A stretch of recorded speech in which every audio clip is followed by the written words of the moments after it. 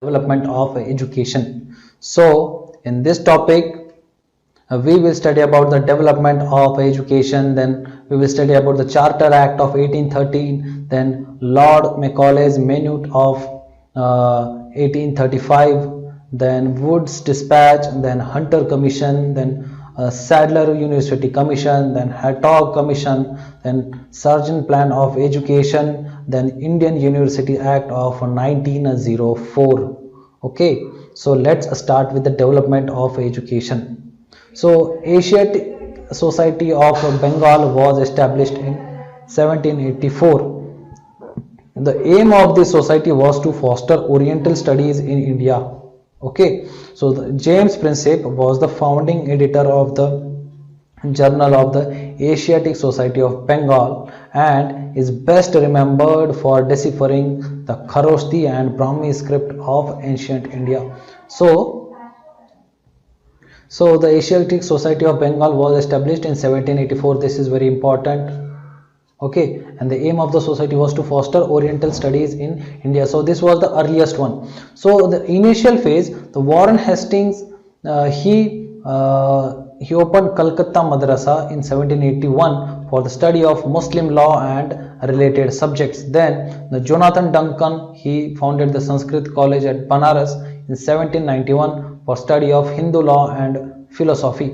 And Wellesley, he founded Fort William College in 1800 for training of civil servants of the company in languages and customs of Indians. Okay, so this is very important. Remember this. There may be a question on this in our exam. Please remember. Then what was the Charter Act of 1813? So it directed the company to sanction 1 lakh rupees for encouraging learned Indians and promoting knowledge of modern sciences in the country.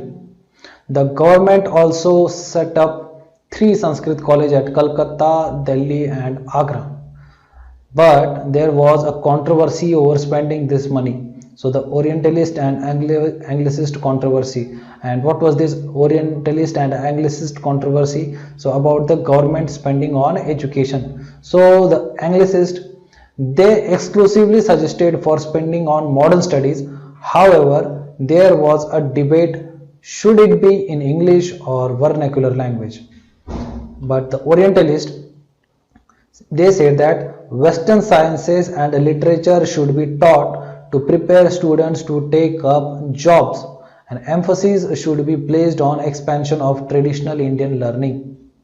So the Orientalist, they said that the Western sciences and literature should be taught to prepare students to take jobs, but along with that the traditional Indian learning should be expanded and promoted. So both of them should be taught.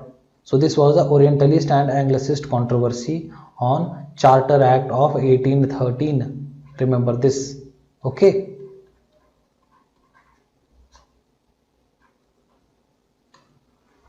Then Lord Macaulay's Minute.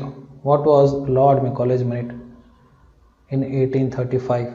So the limited government resources were to be devoted to teaching of Western sciences and literature through the medium of English language alone.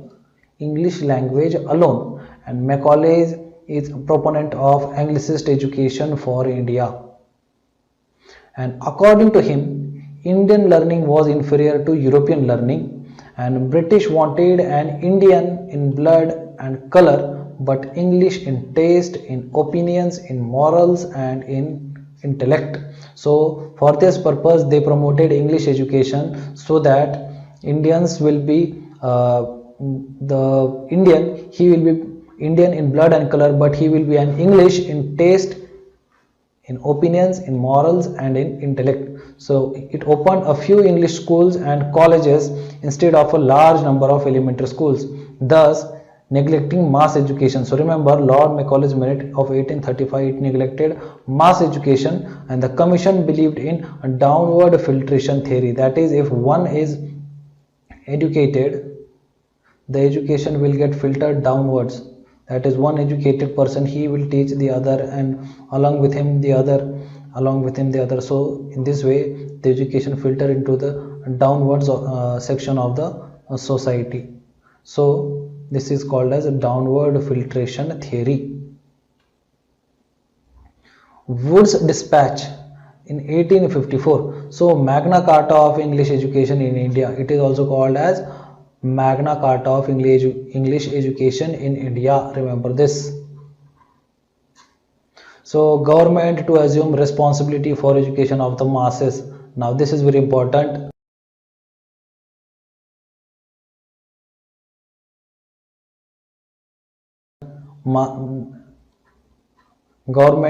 It was the government to assume the responsibility for the education of the masses, and the vernacular school primary level, then Anglo vernacular school high schools, then affiliated college at the district level, then affiliating universities in the presidency towns of Calcutta, Bombay and Madrasa. So Madras, not Madrasa.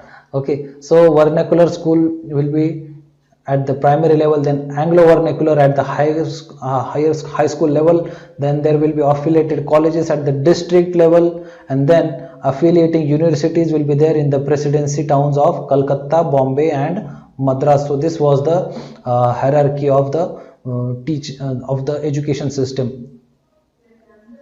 So the medium of instruction of English higher, and that is the medium of instruction will be English in higher studies and vernacular in school level. That is, the school level education will be in vernaculars, and the higher studies, it will be in English. Then stress on female and vocational education and on teachers training. So remember this Wood's Dispatch, it is very important. Remember this. Okay, and it gave a stress on female and vocational education and on teachers training also. So education in government institution will be secular, and a system of grants in aid to encourage private enterprise. So for this reason, the Wood's Dispatch is very important. Then a total English education as well as a downward filtration theory failed to give desired output, and thus to increase the penetration of education and fulfill imperial desires of producing working class people. And vernacular education system had to be clubbed with English. For this reason, Wood's Dispatch was given in 1854. Okay, earlier the Macaulay's theory of downward filtration, it failed, and for this purpose the English education was decided to club the English education with the vernacular education. So in 1857 universities at Calcutta, Bombay and Madras were set up, and later departments of education were set up in all provinces. Remember this, 1857 universities at Calcutta, Bombay and Madras were set up. An agriculture institute at Pusa, that is in Bihar, and an engineering institute at Roorkee were started. And in next 5 decades, rapid westernization of Indian education system was targeted by the Wood's Dispatch. Charles Wood, okay, he was the man behind everything. Then came the Hunter Commission. It was in 1882-1883, and mainly for primary and secondary education. So its recommendation were regarding the primary and secondary education, and it said that state need to pay attention for extension and improvement of primary education. And primary education should be imparted through vernacular. It was his recommendation that the primary education should be in vernacular language, and transfer of control of primary education to newly set up district and municipal boards. The primary education should be with the district and municipal boards. Then 2 divisions in secondary education, literary and vocational. He suggested that there should be 2 divisions in the secondary education. that is literary and vocational, and it focused on inadequate facilities for female education. Okay, so it said that female education should be promoted, and earlier schemes had neglected primary and secondary education. When education was shifted to provinces in 1870, a primary and secondary education further suffered because the provinces already had limited resources at their disposal. So the Hunter Commission proposed that the education should be transferred to the provinces, but the provinces did not have that much amount of money or fund at their disposal. So because of this, it suffered the primary and secondary education, it suffered a lot. Then Sadler University Commission was established and appointed in 1917 to 1919. So for the improvement of university education, it was mainly appointed for the improvement of university education, and for the improvement of secondary education was a necessary precondition. So actually the Sadler University Commission said that if you want to improve the university level education, you will have to improve the pre-university level education. For this purpose, a school course was to be of 12 years. The Sadler University Commission said that the school course will be of 12 years. Then less rigidity in framing university regulations. And then a university should function as a centralized unitary residential teaching autonomous body, and a female education, applied scientific and technological education, a teacher's training should be extended. This was the recommendation of Sadler University Commission. Then in the period from 1916 to 1921, 7 new universities came up at Mysore, Patna, Banaras, Aligarh, Dhaka, Lucknow and Osmania. Then the next committee was Hartog Committee in 1929. So its emphasis on primary education but no compulsory education. Okay, he said that there should be primary education but it should not be compulsory. Only deserving students to go for higher school and college, others to be diverted to vocational course. The Hartog Committee said that only the deserving candidate should go to the higher school and college, and the others, they should be diverted to vocational course. So for improvement in standards of university education, admissions should be restricted. That is, there should be the limited admission to the universities, and then only we can maintain the standards of the university. And then it also proposed that an increase in number of schools and colleges had led to deterioration of education standards, and the Hartog Committee was set up to report on development of education. How can the education developed? Okay, so here is the Philip Hartog, and he suggested all this in his report. So you can pause the lesson and then you can write it down in your copy, and each and every commission and committee is important. Then Sargent Plan of Education of 1944, it is also very important. It suggested that 3 to 6 years age group, that is pre-primary education, then 6 to 11 a free universal and compulsory elementary education.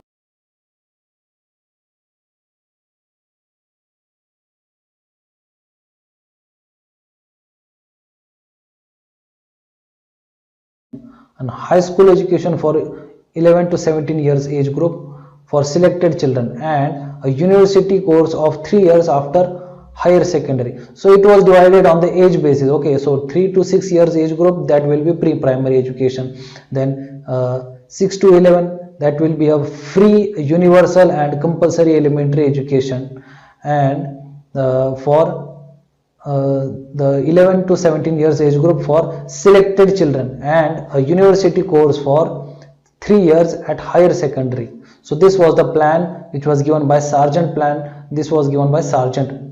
Then it also proposed for adequate technical, commercial and arts education, and it also proposed for abolition of intermediate course. And then it also proposed that liquidation of adult illiteracy in 20 years. He said that adult literacy, adult illiteracy should be removed in 20 years. Then it also gave a stress on teachers training. Then it also gave stress on physical education, education for the physically and mentally handicapped. And the objective was to create within 40 years the same level of education attainment as prevailed in England. So these were the propositions of the Sargent Plan of Education in 1944.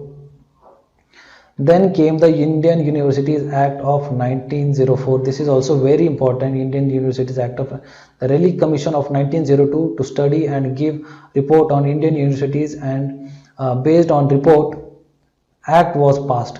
So the universities were to give more attention to study and research, and government to nominate fellows, and their overall numbers were reduced. Okay, and then power to veto, then amend and pass university regulations. This was also there in the Indian Universities Act of 1904. Then stricter conditions for college affiliations, and 5 lakh annum for 5 years for improvement of education quality. So this was covered under Indian Universities Act of 1904. So that's all about the development of education under British rule. In our next lesson, we will study about the development of press under the British rule.